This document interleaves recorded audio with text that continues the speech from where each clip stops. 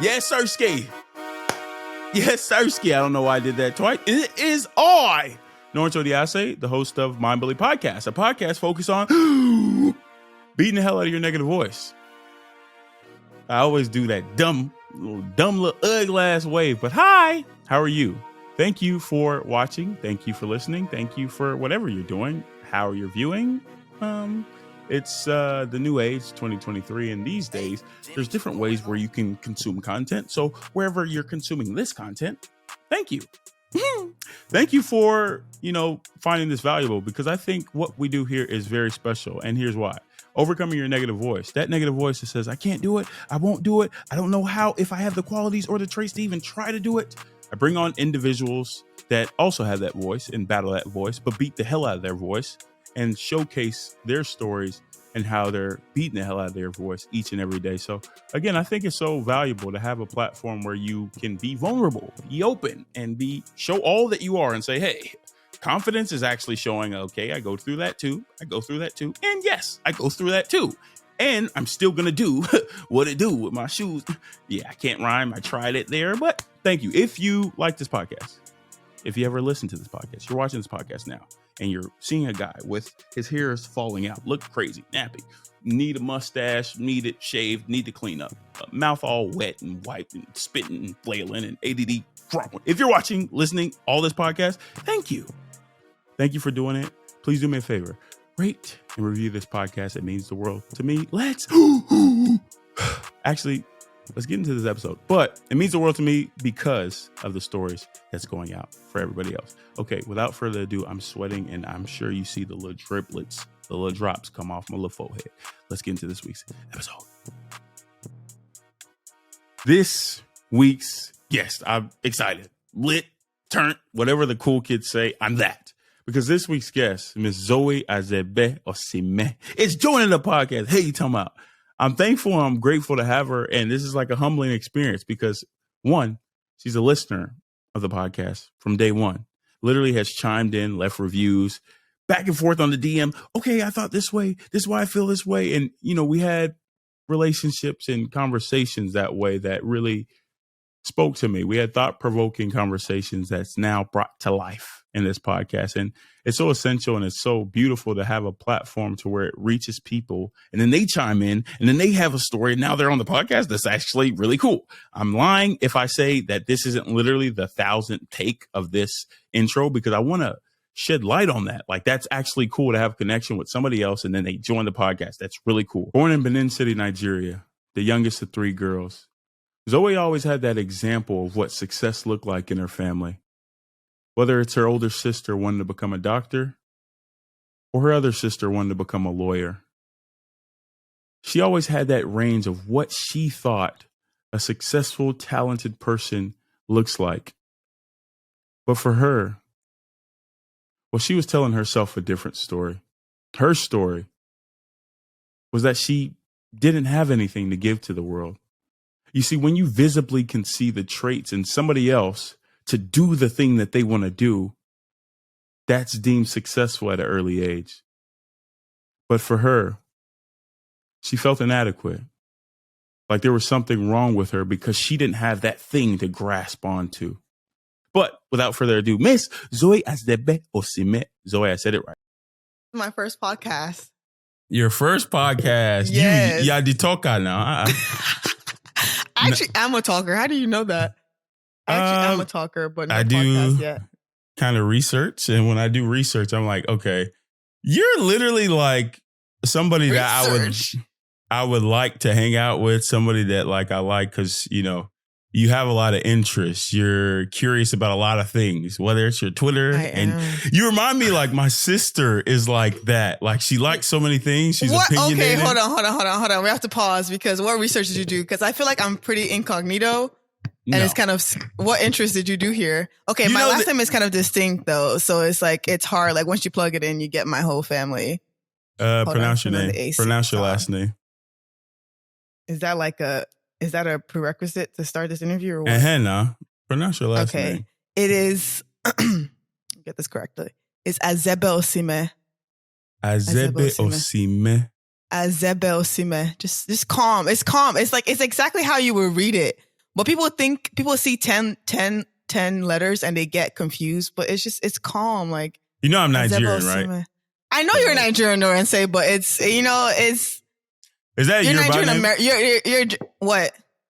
Are you Yoruba? I'm Edo. Wow, that's so insulting. I feel so insulted. No, actually, that's actually like I'm not gonna lie to you. I'm gonna like click end. That's actually very insulting. No. You just said that. No. No, you just insulted me. Listen. Me. It's fine. You know, I just told you, right? Okay, listen. I just got off a plane. I'm drinking wine, by the way. That's the only way I can do this. Okay. Go ahead, do your thing.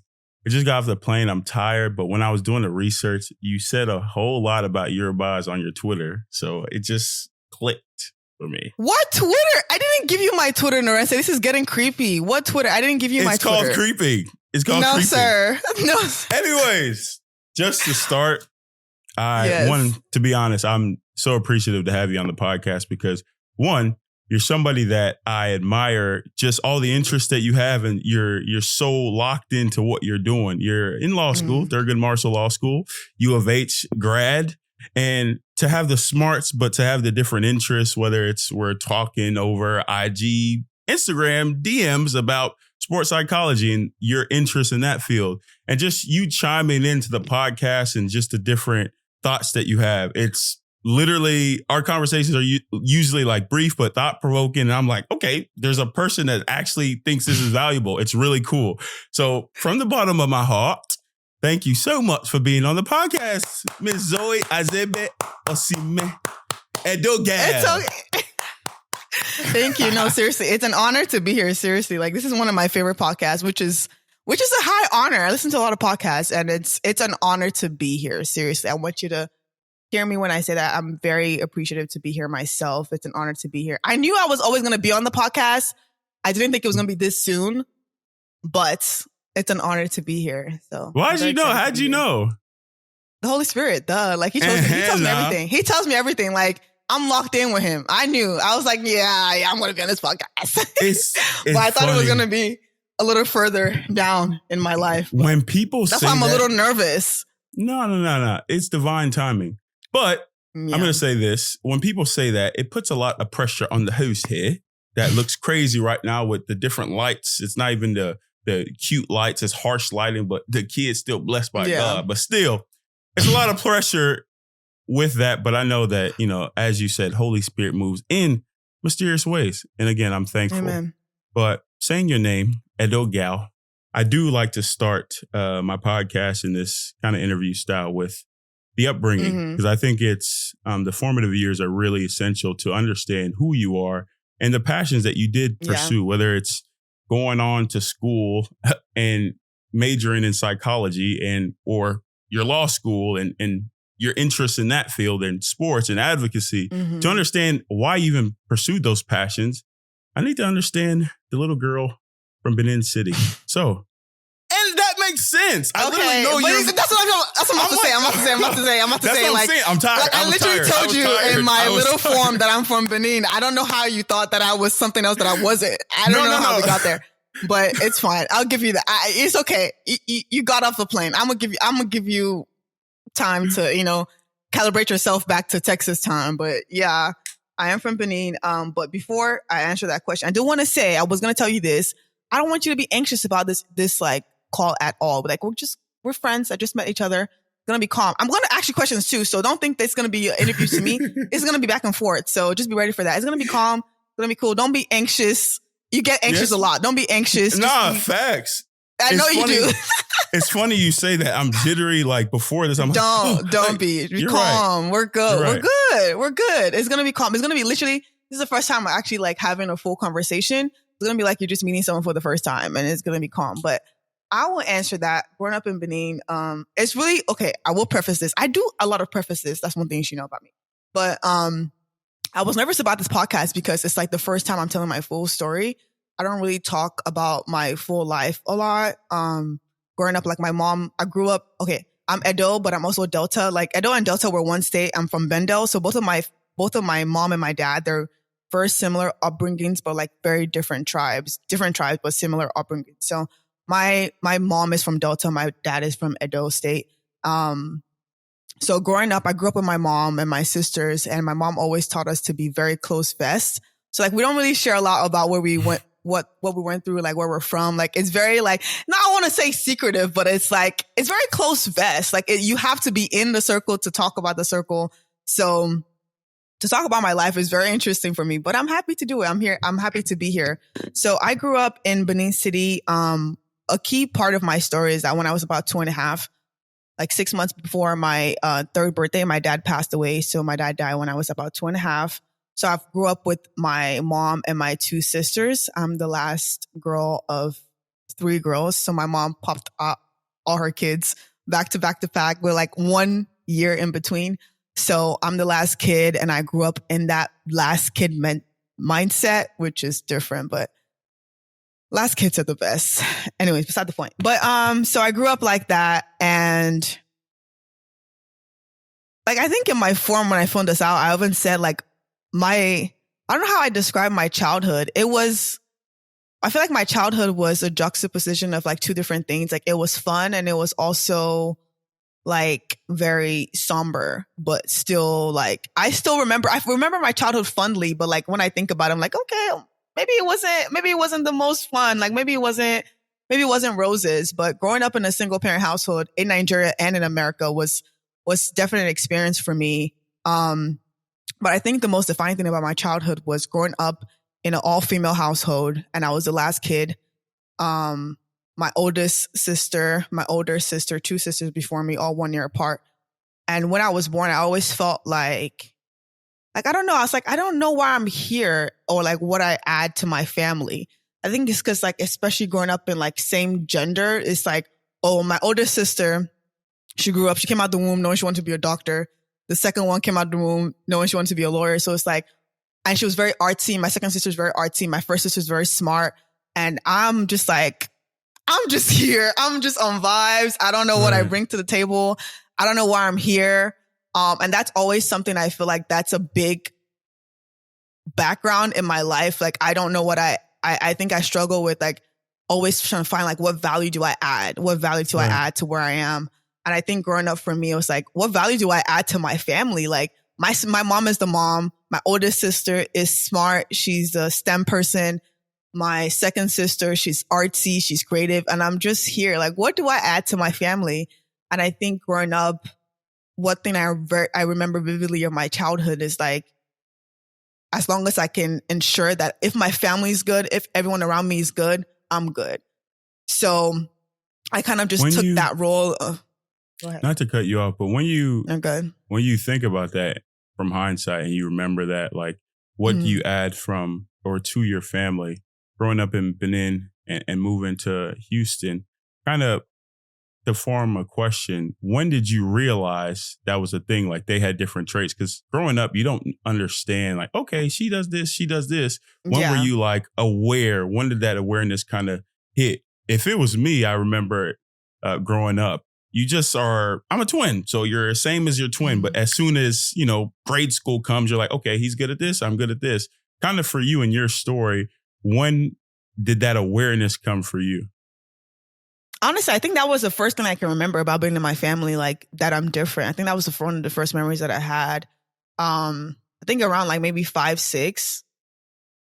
I'm a very I'm someone that thinks a lot. I think about everything. I reflect about everything and everything. Like I overthink to a certain point, but I think literally that was one of my first memories. Like I think I was like 6 or something. Like, okay, why am I here? Like everyone fills a role. I think that's what it was in my mind. It was like, okay, everyone's playing a part here. What part am I playing in this script or in this play? And that's something I had to unlearn like recently or like in the past few years is like life is not a script. But I went through a lot of my life thinking that life was a script. Like, okay, my mom is playing this part. She's the parent. My oldest sister is this part. She's the doctor. My other sister is this part. She's the creative. She's the artist. She's the lawyer, whatever she is. And it was for me, it's like, I didn't know what I was, like what did I play? And that was something that was from I was very small. That's one of my first memories that I had. So it wasn't something that happened later on. It was one of the first memories I ever had. Like, why am I here? What part do I play? And how do I play the part in as best as I could? It's interesting because you say this, right? But you say you're only a few years apart with your sisters. So it's like, okay, 5 or 6. if I'm listening to your story, there's no way they knew, okay, I'm going to be a doctor at 7 or 8. Like, you saw the traits that they had to do so. Do you think if you were behind the eyes of them, they might have saw something different in you? Like, okay, she has this. Have you ever thought that way? Because me thinking, I'm just like, does a kid know that they want to do or be a doctor? And maybe it's just the way that, I see myself. Like you know, it's so hard to see yourself, especially growing up. You only see you, but you don't know the real traits that you have in you. Have you ever thought about that? I don't know. That's a good point. That's a good point. I will say that's a good point. But my oldest sister did know she wanted to be a doctor like a year or so after my sister passed. That was there. And then because of that, subsequently, my second sister knew she wanted to be a lawyer. So, and she was very artsy. So my family's very like on top of their shit. So very like everyone knew what they wanted to be as soon as possible. But the question that you asked really did bring something to mind. My mom did say like growing up, I didn't see it in myself, but she saw something in me. And she always tells the story that I was like in primary 1, which is first grade. I was in primary 1 in Nigeria, and my mom was a teacher. She used to teach in my primary school. And one day I wanted to go to lunch, and because my mom teaches in the school, she has our lunch. I didn't need to hold my lunch. She held our lunch for us. So my mom had her lunch in her classroom, and I used to go to her classroom every lunchtime to go eat. And my mom always tells me this story. She's like, oh yeah, one day you were coming for lunchtime and literally you walked into my classroom and all of your classmates were with you. And she used to always tell me this story because I didn't know how they got there. I didn't know why did they follow me I don't know why they followed me. But my mom always used the story to tell me like, you're a natural born leader. And she used to always tell me that you're a natural born leader. But because I didn't see myself as a natural born leader, I didn't really believe that I was a natural born leader. Went to today, like when I take up leadership roles, when I apply for stuff, that story like flashes in my head sometimes, because as much as I don't see myself as that, my mom saw something in me that I didn't see myself. And even my oldest sister will tell you that like I was the person in the family that like if something was wrong with everyone's food, it was Zoe that was going to go to talk to the person. Like I'm the person that they sent to talk to people and like do leadership things. But I didn't see myself as that. Like honestly, like in myself, like I'm an introvert, but people see me in a different way than I see myself. So you're right to a certain point, but I feel like I know myself better. Yeah. And I don't see myself as that, but people do see me a certain way that I don't see myself. So yeah. It's funny. It's just interesting. Like you said, you're kind of for lack of better words, the audacious one to do the thing, to, say something, to speak out. Like, even though you don't see that, they see that, I guess. And it makes me think like, is that what is driving you to do the next thing? Because again, when you're a child growing up in a household where, you have siblings that you could visibly see what they're good at. A lot of times, like growing up, and now I'm thinking about me, like literally, like I never thought about this in my story. It's like, I'm privileged to be visibly taller than everybody else and, have something to chase after, as kids, and especially in the time from childhood to adolescence, you're just grasping, you're trying to find success in areas that you deem like, okay, that's worthy of being successful at. And so when you find yourself in something and then you're getting the approval from other people, you're like, okay, I'm going to do that. And it just made sense for me to do basketball because I was tall. But now I'm thinking like, damn, like if I wasn't visibly like, I'm a doctor, I'm a basketball player, what would I have done? I don't know. And I just in your story, kind of the audacious, the leader, having that representation, having somebody call that trait out in you, is that what kind of led you to do more and excel in school and excel in different ways, even though that you didn't, kind of see yourself as, oh, I don't know what I'm here. Kind of almost it sounds like you felt inadequate in some ways, but the way that your mom said something kind of charged you to do the next thing, if that makes any sense. Like what kind of kept you going? Because again, you had that thought, so you felt a certain way, but the steps that you took were still positive steps. Like, how were you able to do so? That's a hard question because, like, I'm not the type of person that looked at my life and said, I'm going to do this, I'm going to do that, and that's going to lead me to my end goal. Like, I'm not like that at all. And I think it's because of my childhood, like, growing up the way I did. my sisters, I felt like had their plan, their life scheduled. And I didn't. I generally I'll tell you, I was on vibes. I completely was on vibes. Like whatever was fun I was doing, I was completely on vibes. And to a certain extent, that's how I am now. But I'm more so like my vibes is more so like Holy Spirit vibe. Like what's the Holy Spirit what are you trying to do here, Lord? Like that's what the vibes I am. But I think the Lord played like he spoke to me, and even when I couldn't hear him, he led me even when I didn't see his footprint or handprint on my life. So a lot of the times it's not because of like aspirations or goals that I had in mind. It was genuinely just God's hand guiding me through stuff. Like for example, in undergrad, I majored in psychology, and I was involved in leadership. And I got involved in this program. It was a pageant, but I call it a program. It was a program. It was like a public speaking thing. And it was not something that it's not something that I would ever do. But for some reason I did it. And I remember it was literally like, I was about to go on stage, and I literally asked the Lord, I was like, Jesus, like, please help me with this. And it was the first time audibly, like I heard him guide me, and he literally went out and he helped me with the program. And because of that, like God, like, it's like for me, like when God speaks to me, it's like, when something happens, it's almost like he illuminates something in me and shows me like, okay, this is part of your plan. It's like a puzzle. Like he puts a puzzle together for me. And when you say he helped you with the program, like what did you feel? What were you able to do? So this is the thing. So my pageant, it's a public speaking thing. Like pageants, like most people think pageants is just like you're walking and you're walking. No, my pageant was like public speaking. Like you're presenting in front of your whole school, whole undergrad, the whole Black campus, which I feel like is more intimidating than the freaking country. Like it's just Black people. Like, no.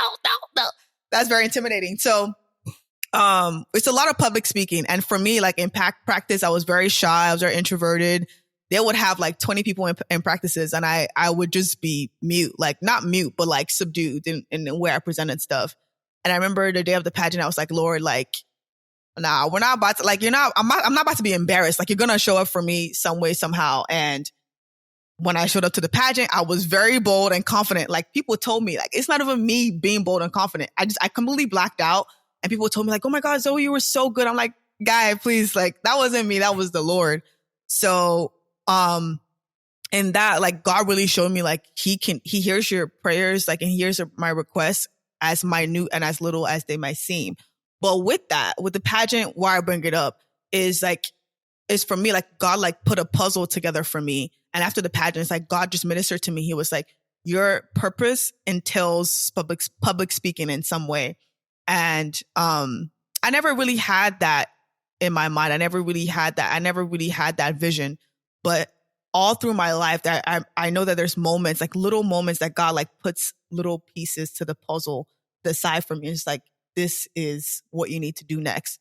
So my life is not something that I had like a goal or aspiration. Like where I am right now, it's not because I had a goal. It's just like God just guiding me step by step. And even when I went to law school, me being in law school right now, I did my master's program because I knew I wanted to do that. I was always interested in business. So I did my master's in business, and it was like summer 21, and it was like close to my birthday, like 2 weeks before my birthday. And I was just minding my business like on the internet or something. I think I was watching a show or something like that. And it was like, the Lord just dropped it on me. Like, you're going to law school. I'm like, oh my God, what are you talking about? What are you talking about? Like, I'm not, no, like, and I'm arguing back and forth. Like, no. Like, this is not what we're about to do. But I knew it was him because there's only been like select moments that exact feeling and those exact, like, the way he talks to me is very distinct. So I knew it was him. I was like, okay. And then for a long time, I didn't tell anyone. It was just me in prayer, and I prayed about it, and I studied for the LSAT because that was the next step. I took the LSAT. I studied and just spending time with him and be like, okay, Lord, like, what is this? And he was downloading another piece of my purpose and my puzzle that he had for me. I don't know what law entails. I don't know what that's going to lead me to.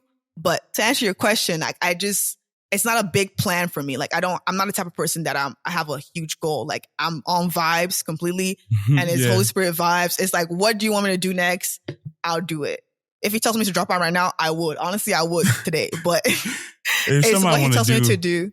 I want to revert back to kind of your childhood Okay. because, again, even what you just said, thank you for sharing all that. It does bring me to a point in your story where it seems like that was the moment in 2017 where like you realize like, okay, wait, like he's gifted me something that I couldn't see and I couldn't articulate to anybody else. Like he saw me in my pageant and like I see a new part of me that kind of charges me to do the next thing. But reverting back kind of a little bit to your childhood, I guess that part where you're in Nigeria and then moving to Houston, kind of that kid when you're on vibes, when you just, because I'm thinking about you, you know, already I'm the youngest child. I don't know who I am. I don't know where I'm at. Like, I don't know what places to string from. Like, how were you able to move forward? Like, if you were behind the eyes of that kid and was seeing your world, your I am beliefs, what did she believe that she was, and what did she believe that she was capable of in that time? That kid then. Okay, first of all, I want to ask you, how did you know it was 2017? Like, this research is kind of creeping me out. Kind of creeping me out a little bit, but I'll let you slide on it. But anyways, honestly, I didn't know who I was for a long time. So I didn't have an anchor in myself or an anchor in my identity. Like, okay, this is who Zoe is. This is what I'm doing. Like, I really didn't. I really didn't. I was just doing things because I was supposed to do it. Like, I was in high school taking like 4 or 5 AP. Like, my oldest sister, like I said, yes, like my older sister, like I said, my oldest sister, my second sister is me. My older sister, literally, I always tell people this. 10th grade, my older sister took 2 AP classes. 10th grade, the next year, my second sister took 3 AP classes. What did I do? 10th grade, I took 4 AP classes.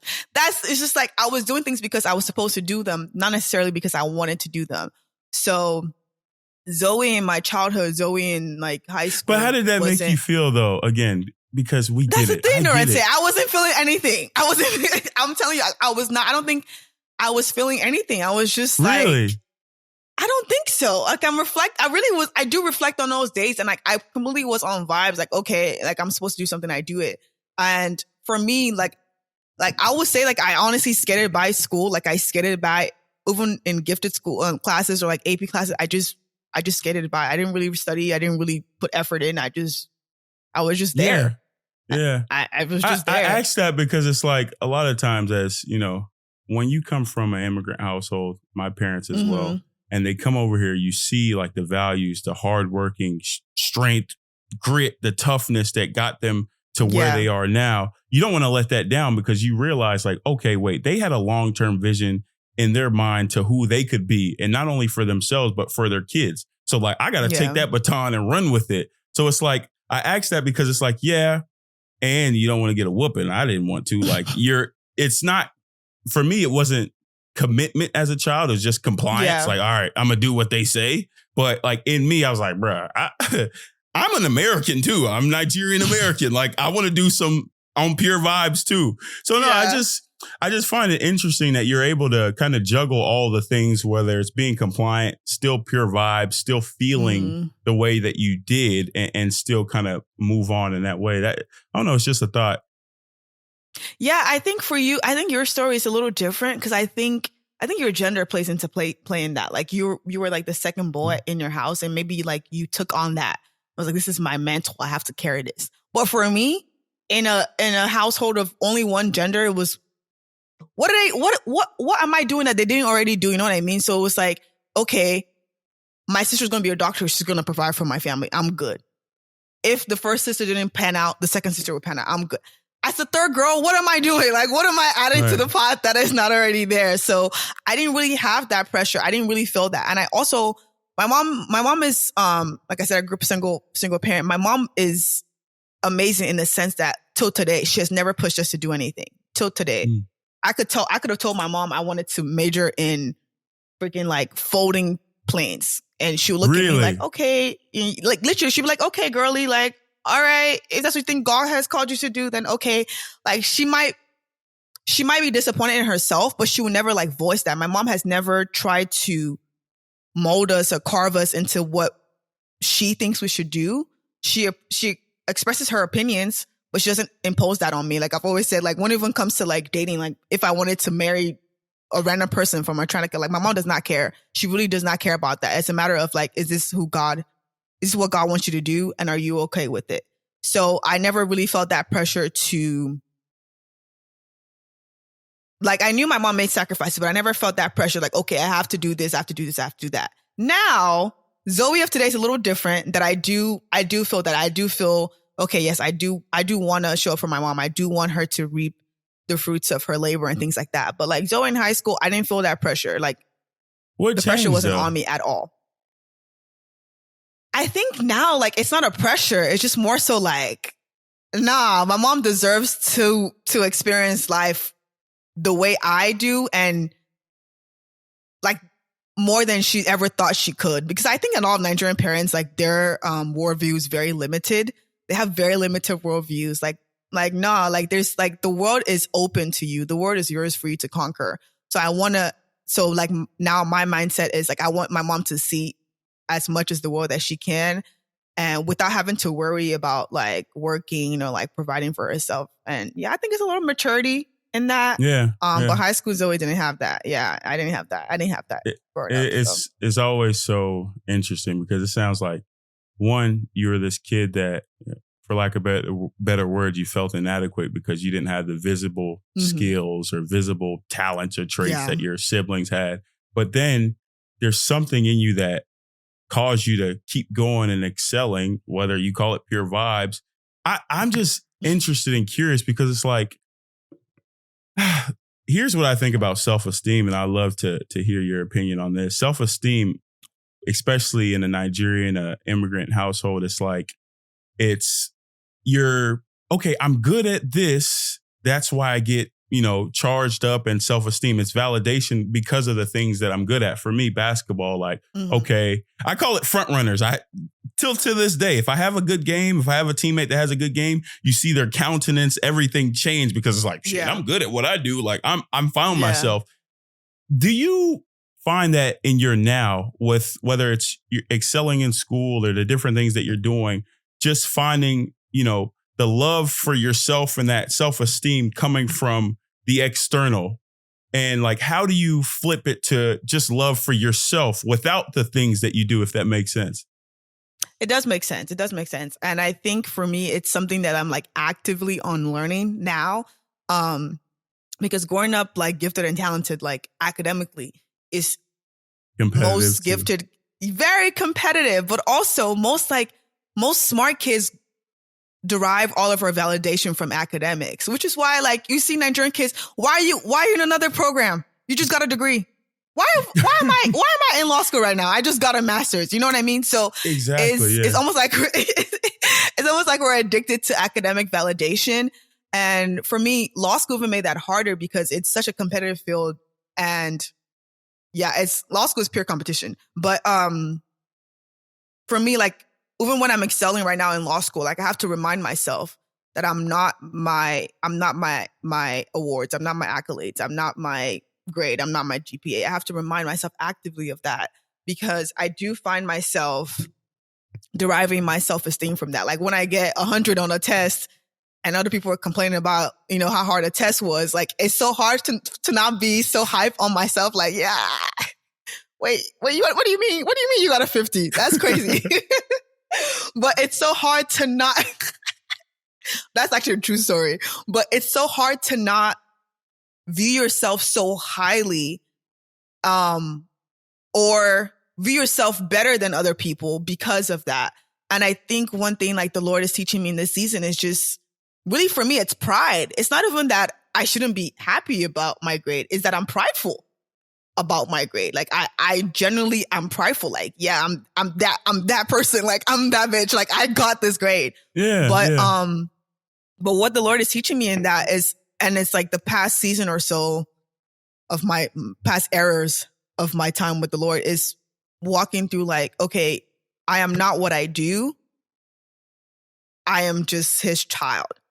Like it literally took me a while. Like he had to walk me through that. Even to today, my IG bio is child of God. And for a long time, it was untitled because I literally didn't know who I was. I didn't know what my identity was anchored in for a long time because like it seemed that whatever wave or whatever storm, whatever thing, whatever trouble would try to move me, it's like it showed me that my identity was rooted in something else that wasn't God or wasn't anchored in him. So for like the past 2 or 3, 4 years, is like God has been walking me and teaching me that my identity is completely in him. The fact that I'm his child, that's it. Nothing else.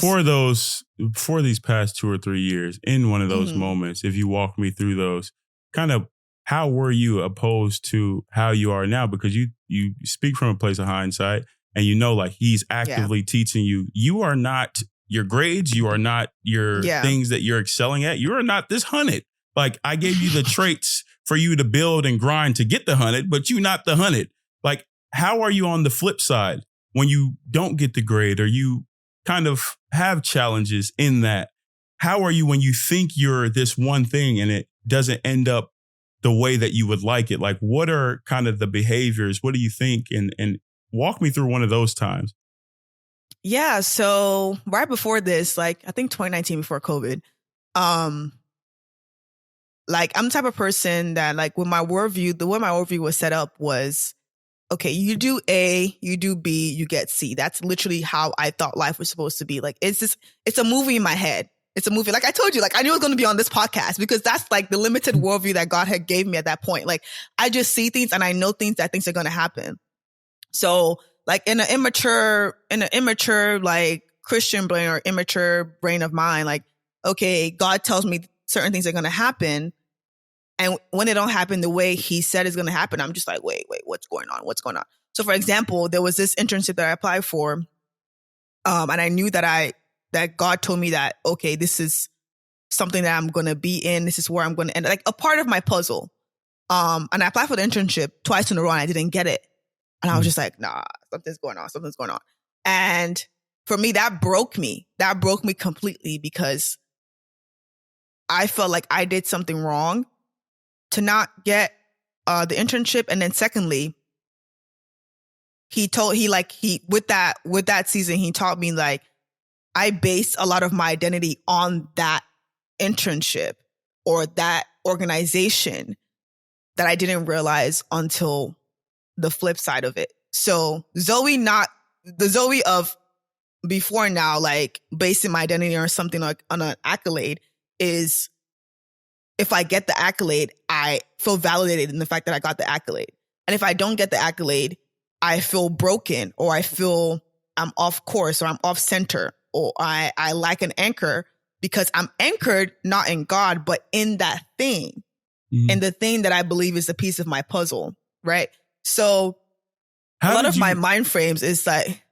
How were you able to fix and tell yourself or watch a different movie? How were you able to cling on to a different story? Because if, again, we all have these, these narratives, these self-stories about like what we are and what we're going to be able to do. Yeah. Sometimes it works out. We're on the podcast. But when it's like, okay, I know I'm going to get this internship and I don't, like, what was the process after that? Like, how do you find the next story, the true story? Like, how do you become anchored in the truth and accept that? Because there's two parts. There's the truth and then you saying like, okay, I am usually right about the stories A, B, and C. Yeah. But like when it doesn't look like A, B, and C, I'm like, God, nah. Like, how were you able to accept, the truth and kind of move forward? I think is like what you said, you actually have to accept the truth though. Like you actually have to sit down like, okay, this is the truth. I didn't get this internship. I wanted the internship. I didn't get the internship. You have to sit in the truth. And then for me, I think I had to sit with my feelings about the truth. So really I had to sit down and be like, okay, like for a long time, for like 2 or 3 years, 2019 up until like maybe last year, I was like, God, like literally I would tell God, I'm disappointed in you. Like I would sit in that. The fact that I was disappointed in the Lord or I am not who I thought I was. And you have to sit in the truth of that. I am not who I thought I was. My identity is not what I thought it was in. And for me, as a Christian, I really had to sit down and like, okay, Lord, like you disappointed me. Like we were like this and you disappointed me. And I had to sit with that, the gap in that and walk through it and sit with him and sit in the pain and walk through that. And allow him to minister to me and heal me in that, and to also fix my errors and fix the errors in my vision or the errors in my perception of him. Because it's true that I was disappointed in him, but it was not the truth of what happened. Yeah, and it just takes me to like one of your posts. You posted something that says feelings do not have intellect. They cannot think. Gosh, they don't know how the truth. deep did you go? You have to bounce your feelings off the truth. And you basically said, for instance, I might feel hurt 1 second because of something someone said that I thought was meant to hurt me. And the truth of the situation could be that the person was trying to correct me or help me. My feelings didn't know that. My feelings are valid. Yes, because I feel them, they're valid. But what I feel isn't always the truth. And I think that, kind of goes to what you're saying. When you have this feeling, it takes, maturity, like you said, to actually, okay, objectively, let me look at my feelings and let me look at the truth and to pair them with each other. This is the truth. This is my feelings. Going from that step to that step does take maturity, courage, and it does take the toughness, the grit from, your family values, who you are, to get to the next space. Because I don't know. I just think I think it's huge. And not only something a lot of people need to hear, something I need to hear, because a lot of us, we think we're right at everything. And okay, I feel this way. And you hold this feeling. Get the hell out of your own way, because there's the truth and there's God's way. And he'll show you different things through, the things that he, reveals to you later on. So now I don't know. I think that's, it's just something that was on my mind about your story. Moving on to a different kind of page. And I'm bouncing around a lot because, you're somebody with a lot of interests. We talked on IG about sports psychology, and you wanted to be an advocate in all that you do. I guess, where does that come from? And before you answer that, I'm ADD. My questions go everywhere. You said you're an overthinker, which makes sense. Yeah. Like, how does somebody go to college and say, okay, I want to major in psychology, major in the way somebody thinks, the way human behavior is? It's like, bro, it's like overthinking about, I want to overthink about how I'm thinking. I want to overthink about overthinkers. Like, how did that even come about? I don't know. I think that's cool. Like, now in this stage of my life, like, that's really what I'm interested in. But for you at an early age, where did that come from? Honestly, for me, like, as an introvert, I really grew up very quiet, and I used to spend my time observing people. Like, I would just watch people. And my family, we really bond over TV, movies. I know most people don't watch TV, but it's my family's like love language. We love television.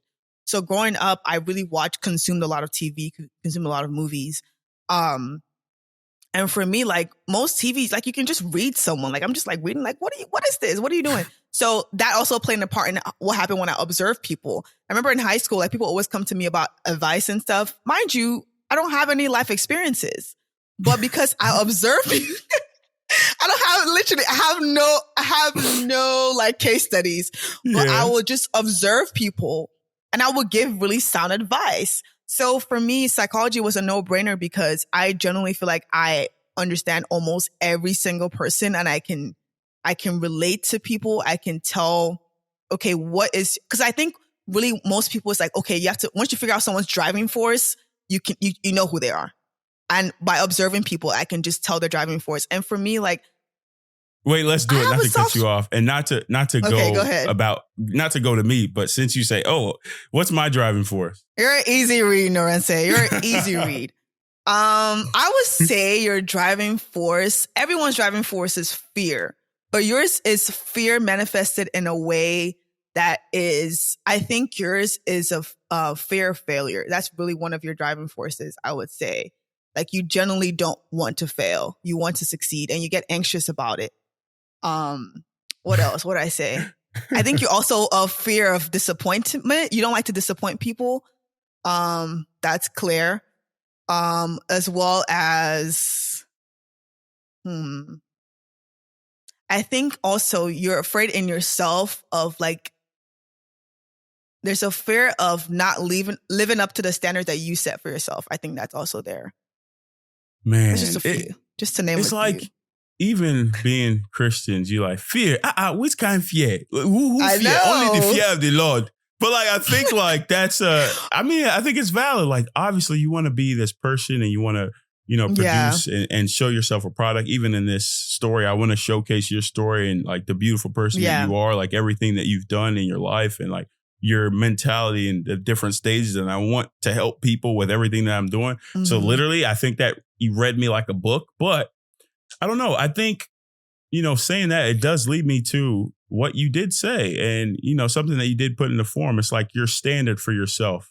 And you're so calm about it. Like, okay, I do this. Well, I majored in psychology and I just ended up in law school and I just keep wanting to school for whatever reason. Like, obviously you're somebody that has a high standard for yourself. What is it like when you're around people that, kind of have different standards for themselves? And let's say they're a close friend, a relative. Like, how are your interactions when, somebody doesn't hold their standard up to what you see? Like, walk me through those kind of moments. It's a little tough. I won't lie. It's a little tough because, and even now, like Zoe today will say it's tough. But back, like literally when I first got to undergrad, it was harder because my worldview was so limited. I didn't give anyone any grace, any room for grace at all. Like I was very, very rigid in like, bruh, what are you doing? You're not doing what you're supposed to do. And like, what's going on? Like I have very, very high standards in everything. Which is interesting as someone that lives their life on vibes. Like, why do I get to have high standards about people's lives? But it's just like there's certain things for me that I feel like are non-negotiables. So when I see people like acting a certain way, it's just like, what's going on? Okay, for example, my baby cousin, he's like 12. He's literally like the only boy in the family right now. He's the only boy cousin in the family right now on my dad's side, and he got in trouble for like talking back to teachers. And I'm just like, that's not what we do. That's not what we do. That's not what we do. That's not what we do. Like, you don't do that. You don't do that. So, there's certain things that like, for me, like is just non-negotiables, but in dealing with people as of today, that have different standards from like in how they act or how they process things, Zoe today tries to be, at least as much as I can, to be very grace-filled. And I try to view people in the light of like where they are today and not where I think they should be or where I am, which is very hard, like in actuality and like literally, like I was going to say like practically, like when you have that high standard for yourself.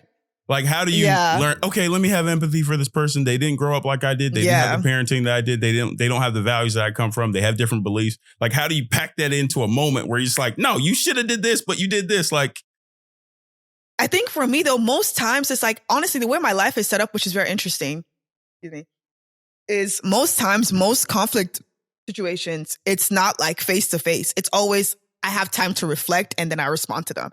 If it was face to face, I'll probably pop off more times than I should. But because I have like a little lapse, a little gap, I get to think like, okay, how is their life? Like, what shoes are they in? Like, what are they dealing with? And I process that through that. And I think the psychology major like helps in that a little bit because I can think like, okay, if I was in their shoes, how would I react? What would I do? And I give people grace in that. But recently, I was in a situation that someone acted or behaved in a manner that I would not behave. And this situation went on for like 5 months, correct? And like about 2.5 months into the situation, I gave them grace. I was like, what was the situation? I can't even talk about it. That's the thing. Because if someone listens to this, they'll know what I'm talking about. Fair, that's fair. But it's okay. It was I can't even talk about it. I really can't. But it was a situation I was involved in that involved someone's life.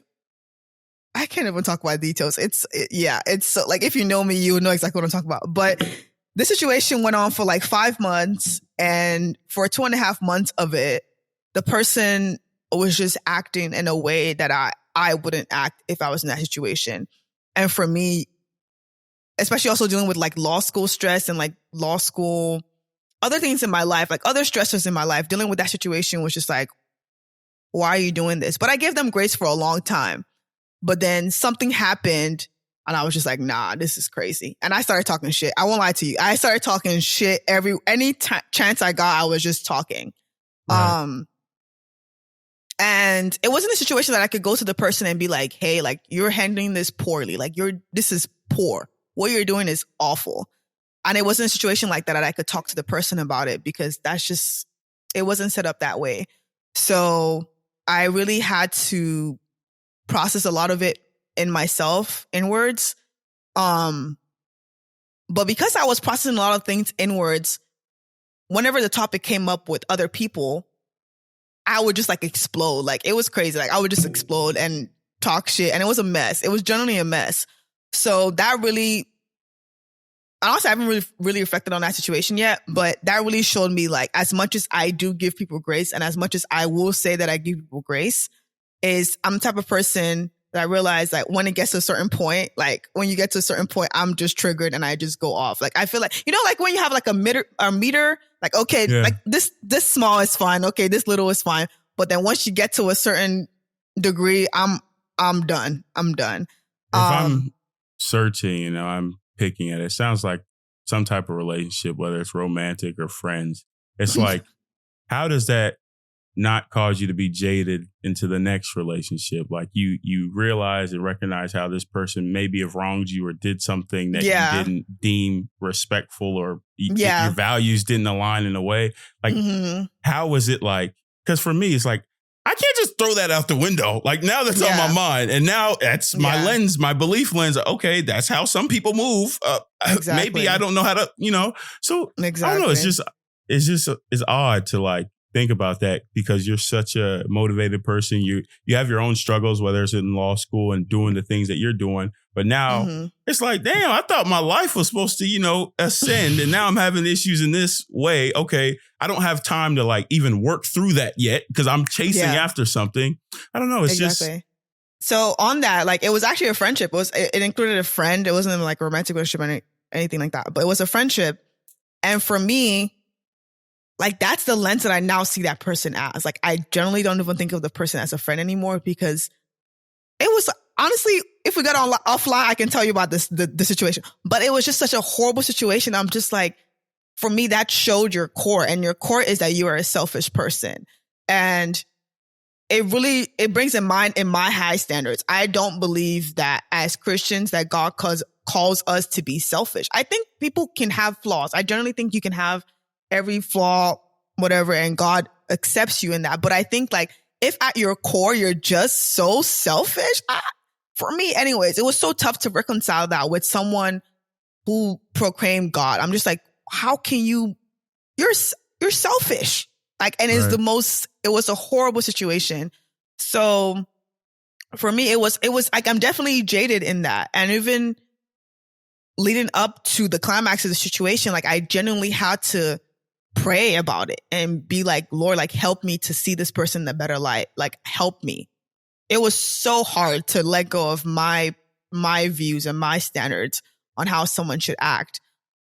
And even in that, like I said, I really view most people in the lens of like, okay, you do something I think is like not up to my standards. I like to view people in the lens of who they are. Even in the lens of who this person is, it didn't make sense. It just didn't compute in my head. Right. So it was hard to reconcile that.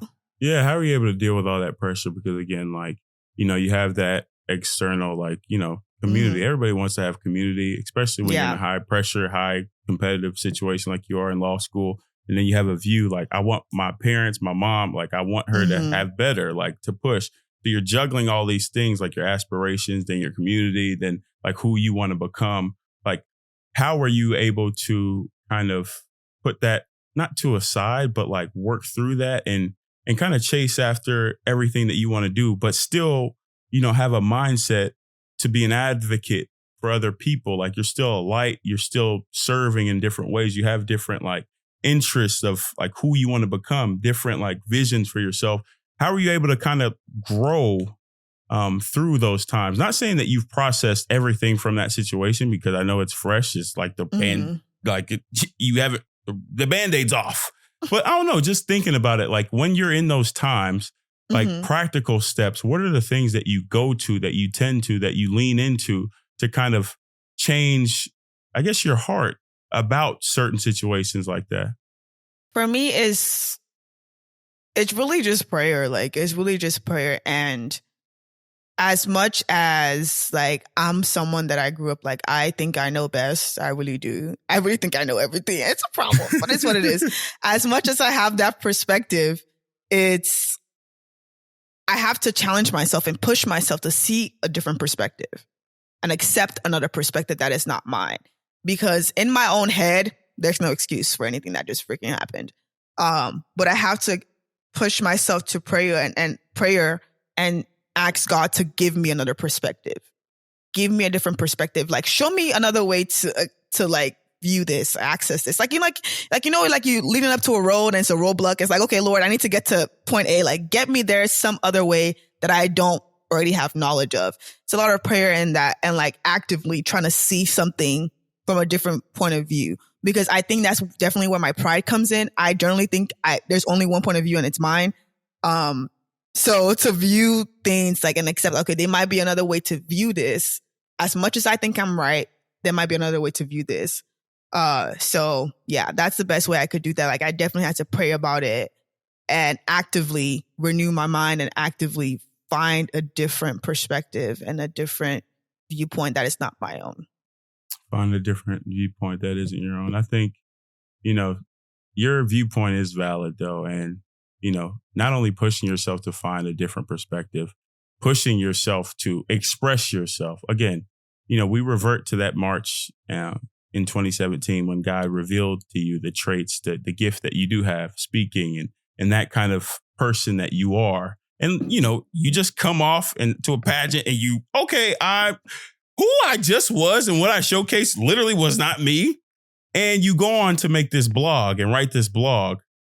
In my estimation, in my mind, I'm like, okay, I typed in zizzlyzizzly.com. What is going on here? And I typed that in and I can't find the blog. My thing is like, push yourself to express yourself. Where'd the blog go? Where did that come? Oh my gosh. I feel exposed here. What is going on? Literally, I have a Zoe quote that says, I am doubting God and disobeying, for every day I refuse to release what God has given me. Oh my God.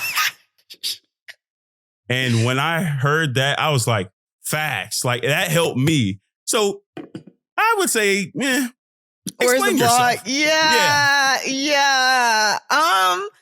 Honestly, I think like the pandemic was very like scarring for me, like very, very traumatic, different. How so? I think because mostly like my blog was mostly about God. Like I said it was a lifestyle blog, but mostly like it was about like messages like God would just put in my heart and I would just put it out. I think the pandemic was very scarring. I think, I don't know, for myself anyways, American Christianity like really showed I know you can curse on here. I'm going to curse anyways. Like showed his ass during the pandemic. It was a lot. Like it was just so many things going on. So many things. Like what? That was going on. And in that time, it was just, it was a lot of, I don't know. Yes, that affected me. Like it didn't affect my fate, but like seeing some crap was just like, bro, what is going on here? Like we're supposed to be the body. It was just a lot. Everything triggered me. What didn't trigger me, Norense? Like that, what didn't trigger, everything triggered me. Everything triggered me that year. Yeah. Everything triggered me. And even until today, like, which is why I love your podcast so much, because you're so vulnerable and so transparent in everything that you do and everything that you say. And for me, a lot of the issue is like, because of that time, like I just felt like my transparency or my vulnerability just crumbled. Like I just went back to my shell, because even to publish the blog in the first place was me being very transparent and being very vulnerable. I'm someone like I write, and it's like most writers or most emotional writers anyways, like we don't share our writings. Like it's very hard to share what you write. So for me, that blog was like sharing my diary, like dead ass. And, to get it back, it's been a journey. Like I've been trying to get back the vulnerability and like the transparency in that. But, Yeah, that's the reason. The reason why it's not there is like, I don't know. I don't have that same transparency and vulnerability that I once had. But let's say let's take it back. Let's say we're in COVID, when we're in, lockdown. After you do write something that takes a lot for you to even make out of yourself to put on words, how did you feel directly after?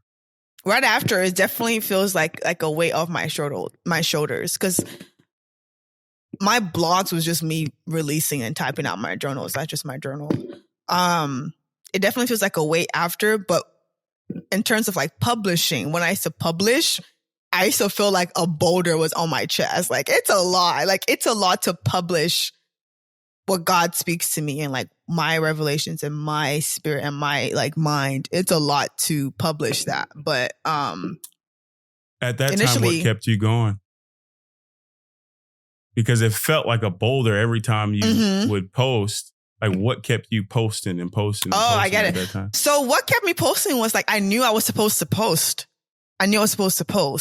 And now that I stopped, like, honestly, I know it's coming back at some point, but it's not back yet. So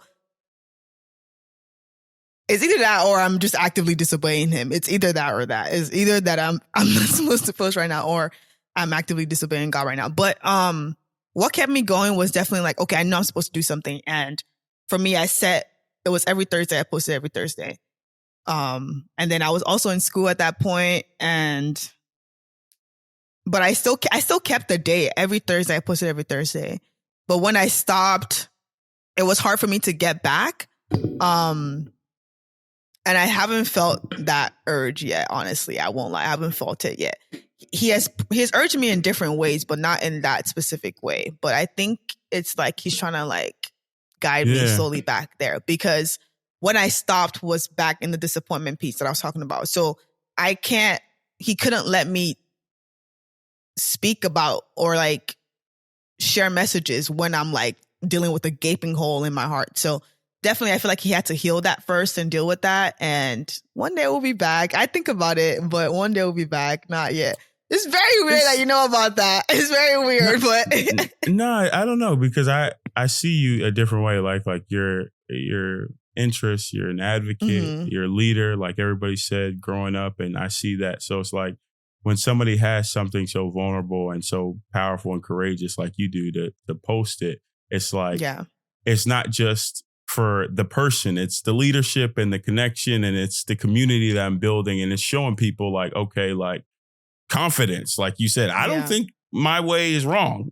That's how I think. I think my way is pretty right too. So it's showing yourself like, even though everybody like experiences these things, feels these things, I'm able to showcase that, post it, and say like, okay, this is how, the gaping hole that you spoke of, like that hole doesn't have to be closed, and I'm still going to post it. I don't know. I don't know. I think that I saw that in that post and everything that you still do. I was just curious, like, where'd it go? But no, I think timing is a thing for everybody. And, when the Lord tugs on your heart, it's probably him tugging. That will come back every Thursday. I don't know. Yeah. But honestly, I think even on that piece, I think like me being consistent every Thursday and like stopping due to a trauma speaks to the fact like how you have been consistent since whenever you started, and you have not missed Mondays. You have not missed a Monday, which is a crazy feat. And I don't think that you talk about that as much as you should, or I don't think that you celebrate that as much as you should. It's honestly inspiring, that the fact that you continue the way you do and you're consistent the way you are consistent, because I know that you probably have gone through traumas and things that will make an ordinary person like be like, like, let me give it a rest. But like the fact that you still continue to like push things out every week after week, and then you put in that, is it TT talking tough? Like that's actually tough, like it's actually like a feat, and you need to celebrate that. I really hope that you do. Like that's amazing. Thank you. Nah, that's love. I thank you. I think like, leaders as we are, I think that it's just being connected with the why and knowing that, okay, I went through this, even the traumas that you faced in your upbringing. I went through this. I can showcase my story in a different way, whether it's me speaking on a pod, whether it's you writing, we could both showcase, our stories and what we're trying and, what we're trying to do. That's why this podcast, I think, is so essential for myself. I always look at it as I'm just the host and I get to speak with great people, cool people like yourself, where it's like where we're trying to go, the journey within the climb, like the mindset one garners to get to the next step and get to the next step. I think that's, it's beautiful to showcase that because anybody that listens, anybody that watches knows that, okay, they can do it. I can do it too. And they go through this. I can do it too. So I don't know. I just do ask every guest on my podcast, overcoming their negative voice, overcoming their mind bully. When you're in those times, whether, a relationship with a friend. Nah, I always ask. In those times where a relationship with a friend and a relationship or, studying, going to school. I read one of your tweets. You're like, why does all my professors, when I talk to my professors, I feel anxious? Like when you're going through those type of times, that negative voice that says you can't, that says you won't move. Kind of how do you overcome your mind bully? That's tough. That's a tough question. Should have prepared for that. But I think for me, overcoming my mind bully or my negative voice, you said, I think I have to ground myself in the truth. Like it really goes back to like my feelings. Like, how do you feel about something? Like as much as my feelings are valid and as much as I think I know what's going on, or as much as I, think that I have the right perspective of what's going on, I have to go to the truth and ask him what's going on and get his perspective on what's going on. So a lot of the times, like when I'm trying to battle or overcome my negative voice, which is a lot in law school, which happens very frequently, is I have to go to him and ask him first and foremost for peace. I think that's the most important thing that most people don't ask God for is peace. Jewish people, their greetings to each other is shalom, shalom, is perfect peace. And I think it's something that we as Christians, we need to ask God for more because I think it's the most important thing because like in the story of like the storm and the boat, when the disciples were anxious, Jesus spoke peace over them. So it just shows that no matter what you're going through, no matter how big your storm is, no matter how big the giant that you're facing is, or no matter how big the negative voice is that you can be going through that and God can give you peace. I pray for his peace. That's the first thing I pray for. I pray for his comfort. Then I pray for God to guard my mind and minister to me and heal my mind in that, because the peace definitely helps and the comfort definitely helps, but I need God to, like minister to me, like tell me what's going on and like rearrange my mind and help me to understand his truth, his perspective on this matter. Because as much as I'm anxious and as much as I'm hopeless about something, spending time with him, I'm reminded that, okay, he is the truth. He is the peace. And as much as I think that this is the most life-ending, earth-shattering thing to ever happen to me, I'm reminded that it's not. I am not hopeless in him. In him, I have hope. And definitely meditating on the word. Like one thing, something happened to me like in January. Like it was crazy. I almost went into like a depressive episode, but I did what I just said. Like I spent time with the Lord and I said, like, God, like you have to shake this out of me. And meditating on the word really helps. And he gave me this Bible verse that's like my anchor right now, Romans 15:13. And it says, may the God of hope fill you with joy and peace so that you might overflow with hope by the power of the Holy Spirit. And that's just something that I just repeat over myself over and over. So defeating my negative voice, which is a loud voice in me, I think is the most prevalent voice that I have, is definitely going to God for peace, first and foremost, and going to him for guidance and going to the word, because that's the only thing that can shake me out of the mountain that I feel like my mind is. Like I feel like I'm like I feel like I'm like the sole voice in many things, but reminding myself that he is the sole voice and he is the anchor and he is the source really helps my negative voice be quiet and be silent. I think that's beautiful because it's like the hunger and, the tenacity to, okay, I feel this way. The negative voice is coming, but still have that tenacity to search and actively search for God. It's like Philippians. I think it's like 4. Be anxious for nothing, but with prayer and supplications, make your requests be known to God. And the peace that you're speaking of that surpasses all understanding will come onto you. So it's just, and it, like you said, to guard your heart and mind. It says that in that scripture as well. So it's just, that's what I got from that. And it's beautiful when you know that you have something bigger than yourself, that even when you're dealing with these things, that I always ask for practical tips, but that is a practical tip to, hunger, the tenacity to search for, how do I get out of this? I need to go to God. And then say, like you said, Romans 15, like you speak out these things over and over. It's like reciting audibly, like, so you hear it, so you know it.